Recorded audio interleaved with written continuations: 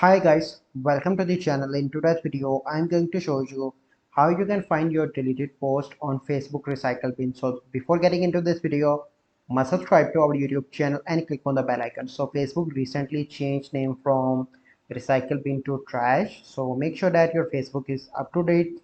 Then you simply need to go and open your Facebook profile. Click on your profile picture on the top right and click on your name here.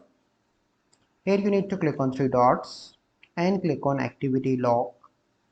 So once you are here, you simply need to click on the trash. So open trash. Here you can see your deleted post, and if you want to restore, you simply need to click that and click on restore.